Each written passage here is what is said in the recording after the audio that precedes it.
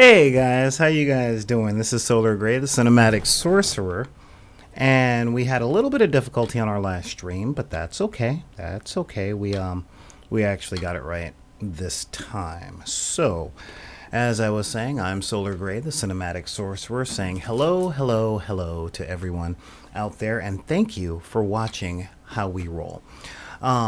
This is a show that's based on essentially informing people on why we game, how we used to game, and all the jazz that's coming out there.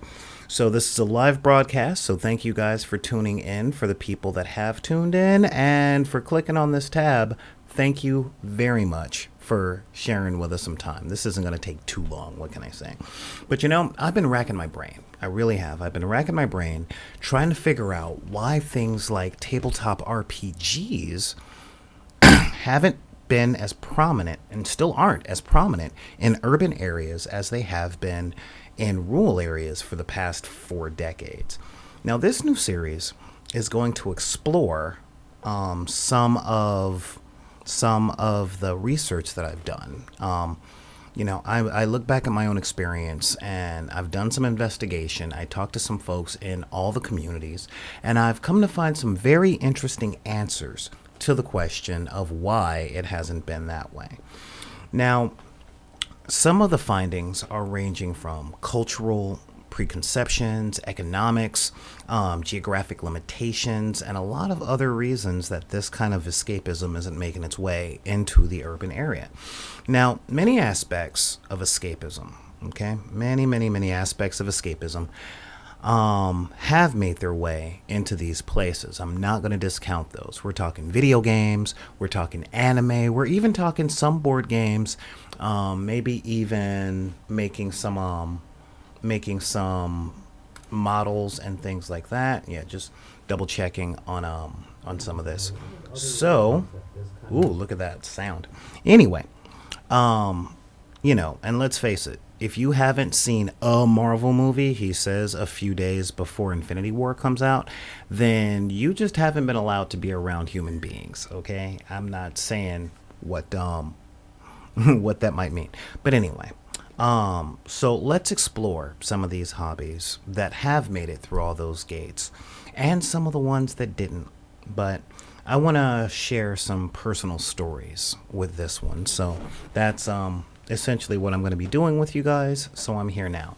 Essentially, when I was a kid, I would go outside every day so that I could play with my friends. I had 2 best friends, and we would go outside and we would play in the neighborhood park that I lived across the street from. Yeah, okay, fine. Infinity War was last year, but Endgame is coming out in a few days, so let's face it, we know all that stuff. But my best friends and I would go outside to the park that I lived across the street from, and we would play. We would have lots of different pretend. Sometimes it would be sports. Sometimes, it was like the standard kid stuff, hide and seek, freeze tag. But most of the time, it really consisted of games of pretend. We would, pretend to be knights and fighting dragons and things like that. A lot of times we would pretend to be pirates. We would, do these scenarios where people would kidnap someone and we would have to save them, or we would have to figure out a way to save ourselves if we were the victim. This was during the time where being it was universally known. But as we got older, that became less and less. Now, I didn't go to school with my 2 best friends growing up. They went to private school, I went to public school. But as we hit junior high, they stayed in private school, and I started going to what were known as magnet schools. These were schools that would essentially pluck poor kids up out of their neighborhood and drop them in better neighborhoods with better schools. I was fortunate enough to get into those because of the IQ testing and all that jazz. But when that happened, I would be getting home later and later. They would have, larger homework loads, and there was really no time to go outside and play and be in before the streetlights came on, which was the universal way of knowing that the sun is going down, the moon has come up, and it's time for y'all to go inside the house and start watching TV for the rest of the night. So the halcyon games of, or the halcyon days of climbing trees and playing pretend in a park came to a close. But they did continue in my backyard on the weekends. But when I went to school in a different neighborhood, I had to make new friends. I was surrounded by people I didn't know. And a lot like all of you guys, I was really awkward, really shy. Unlike now, I was extremely overweight. So I was overweight, I was awkward, I was in a new place. And we had this break after, I believe it was third period, that we called nutrition. And that gets the quotation marks primarily because they called it nutrition, but it was really the time where all the kids would get their money, go to the student store, and buy their weight, or at least their analogs in metric tons of candy bars and chips and things like that. But I saw some of the heavy metal Latino kids just looking through books, right? And I'm sitting up here in a junior high, and I'm like, these guys are working really, really hard, so hard that they're eating candy bars and looking through textbooks and writing stuff down. So I asked my friend Gladys, she was kind of my ambassador to the heavy metal kids, what they were doing, and she's like, oh, they're playing D&D. And I'm like, do tell. You mean like the cartoon, which was a 1980s thing that came out, and it was cool, but she's like, yeah, I'll laugh a little bit. But naivety is kind of, cutely comical when you're 12 years old and awkward. Aren't we all, I have to say. So I had her make an introduction to the heavy metal kids that were playing D&D. And, these guys, I took a look and I saw that these guys were playing, and they took my games of pretend in my backyard to this whole new level that I never heard of. I asked if I could play with them one of these days. And they had no problem letting me sit in. And I'm like, sweet. So I wanted to do research. I wanted to know something about the games these guys were playing, because that was just the kind of nerdy kid I was. And when I say nerd, I come from a place where you have to be good at sports. Everything is about athleticism, and I was all about intellectualism. So as the kids were working on their jump shots, I'm making my way through the World Book Encyclopedia in alphabetical order, and then later on in reverse alphabetical order. But I wanted to do research, so I went down to the only place I knew that sold games, which was my local Kmart. But I found out that they didn't have any on the shelves. So, I waddled up to the clerk and I'm like, excuse me, ma'am, do you have Dungeons and Dragons? And she was pretty informed. Actually, I would even say she was genteel about not knowing what the crap I was talking about. So I, asked a couple of other people, and I got responses from, no, we don't. What was that? Go away, fat kid, you stink. And isn't that devil game? So, making my way back home from the local Kmart, I decided to go to the one place I knew I could find anything or find out about anything within modern times, because the encyclopedia is good, but it's all in the past. So I went to the one place that we had back in 1989 that let us know where things were and how to get a hold of them. The phone book. For you younger guys out there was like a book that was made of white or yellow pages that were so thin you could roll cigarettes with the paper, and they were that thick. Okay, these 20-pound reference books of where can I find, or what could I get the phone number to, and could I talk to those people? So after about 4 hours and $8 in toll charges, because back then, if you made a phone call outside of 10 miles of your house, it cost extra money. Kind of like calling internationally on your cell phone telephones today. But after 4 hours and 8 hours in toll charges, I found a store that sold Dungeons and Dragons in Burbank, California. Now, growing up in South Central, I knew that I was just south of the center of Los Angeles. because that's what South Central means. So I pulled out an auto club map and I checked that I checked out from the local library, and I saw that Burbank was only 20 miles away. 20 miles. What is 20 miles? Now, on the map, I think it was like 1 inch to like 10, 15 miles. So we're just talking like an inch and a half away. That's no big deal. So I asked my mom for a ride as reasonably as as reasonably as I could.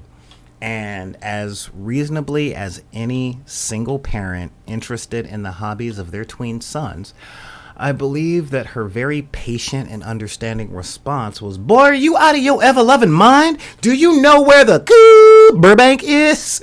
And I'm like, "It's only 20 miles away, oh dulcet mother of mine." And she gave me $3 and told me to catch a bus. And you know what?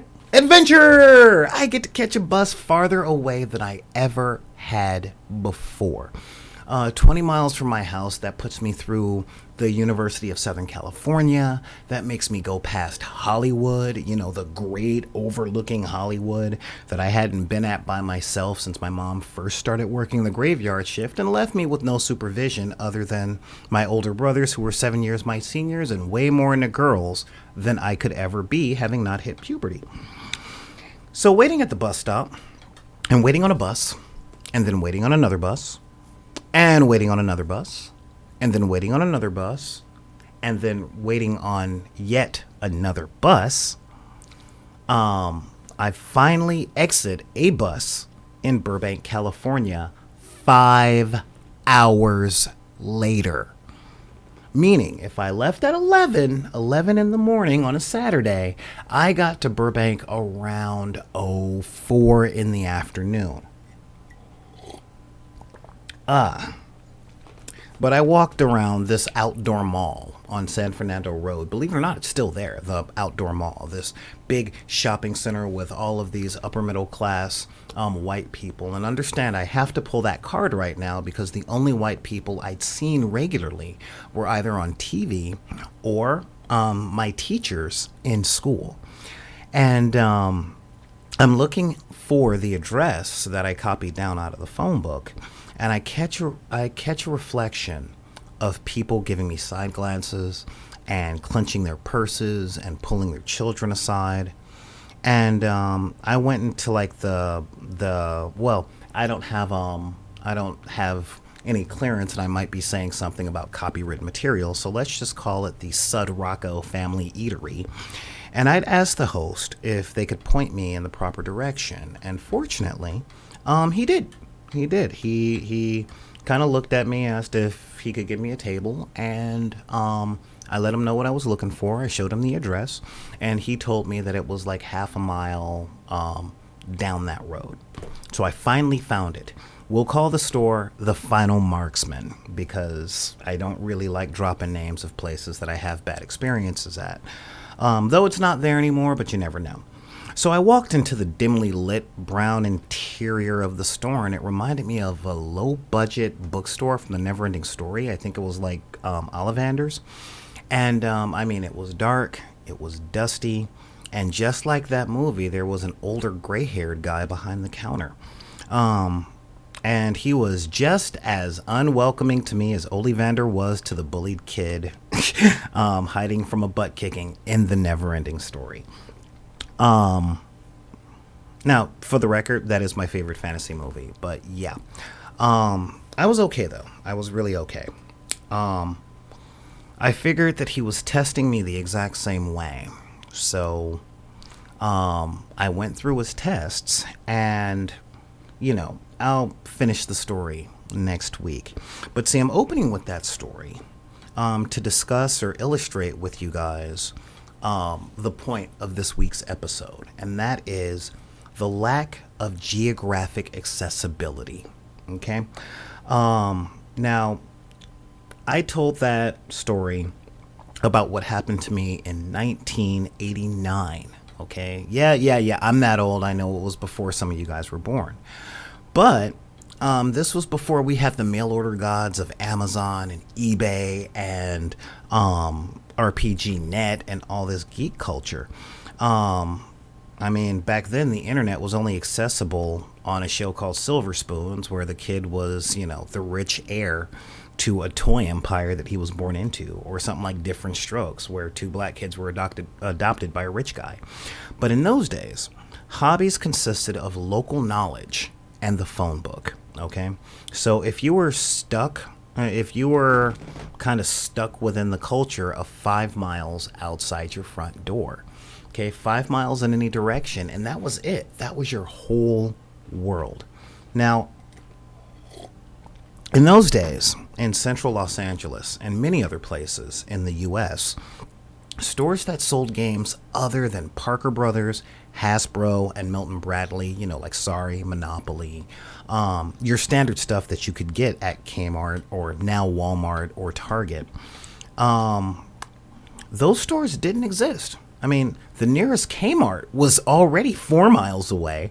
So how, if a person lives in an area like this, does one start with RPGs? Like, where do you go? Where do you go and who do you play with? Because no one around you has them. And if you're going to be that pioneer, okay, well, now, if you were lucky, in a way that I wasn't, there would be a copy of the core rule book of a role-playing game. Back in '89, there was pretty much only 3 role-playing games on the market. So if you were really, really lucky and you were geographically located in an area that had stores that sold them, you might find a copy of the core rulebook in your local library. And this is an important thing to understand, because when RPG gamers speak to folks from the inner city and rural area, well, if the product isn't available and no one around, and there's no one around to do that niche, you probably won't be playing that game. They don't have a basis for comparison, Now, at risk of sounding like an old man, the story of 5 hours to ride 4 buses 20 miles away was not hyperbole. Think to yourself, if you wanted to do this thing and it would take you half of the day to get there and the other half of the day to get home just to get supplies, could you have done that at 12 years old? I say this because I deal with a lot of older gamers who have been doing this for a long time. And even in my experiences now, they tend to forget that those things weren't available to me and many people that were like me when I was growing up. And even to this day, there still isn't a local gaming store in South Central, but we do have Amazon. I don't know if there's a local gaming store in Oakland. I'm pretty sure there's one in Berkeley, but the point is still the same. Now, things are different today. In a lot of ways, they're different. For one, there are many mail ordering services that you can get what you need to RPG with. eBay, Amazon, RPG.net, the companies that allow you to buy direct, like Wizards of the Coast or Onyx Press or Games Workshop. The only thing missing now is someone to play with, But for now, if you're, we'll cover those things, for as far as like somebody to play with and someone to teach you how to play these games. We'll cover that stuff in future episodes. But for now, if you're interested in ordering starter kits, I'll leave some links down in the descriptions. But they're pretty easy, to get. If you're in the continental United States, they're about $25 to get started, except for the big dog on the block being Dungeons and Dragons, where the initial book is, the starter set is still about $25 to $30. But they come to you. You don't have to do this special quest over hill, over dale to get that stuff. Not like it was in the old days, but you still have to come up with ways to show your friends and to expose the thing within the local area. So if you have any questions about how to do that, or if you guys want to share your own stories, feel free to do so down there in the doobly-doo when you click on this video at some time. And thank you guys for sitting up with me for about 20 minutes. I'm trying to do this at least once, maybe twice a week, no promises. But yeah, and if you're interested, just click that subscribe button, click the little bell to get the notifications for when we're going live again. And I am going to get to the rest of this story, but it's a long one. It's a long one. I'm not going to do it all at once. But if you really like what I'm doing and like some of the stuff that you're hearing, I appreciate that, and I appreciate you. If you guys would be so nice as to hit us up on Patreon, and that's at patreon.com/bidp_.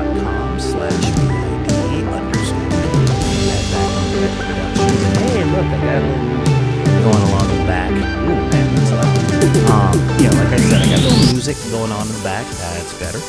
And if honestly you guys like what you see and all that stuff, please feel free to deal with my change in music and send us an email at oh wow, look at all this stuff. Yeah, so feel free to send us an email at backinthedeck@gmail.com. Thanks for tuning in on the YouTube, and yeah, just push the like and subscribe, share this with your friends, and join our Facebook group, follow us on Twitter. All the stuff is going to be down in the description. Ooh, yep, all the stuff is going to be down there in the description. And again, thanks for tuning in, and we're still working on getting some of the music out and all that jazz, but thanks for tuning in, and we will see you guys next week on How We Roll.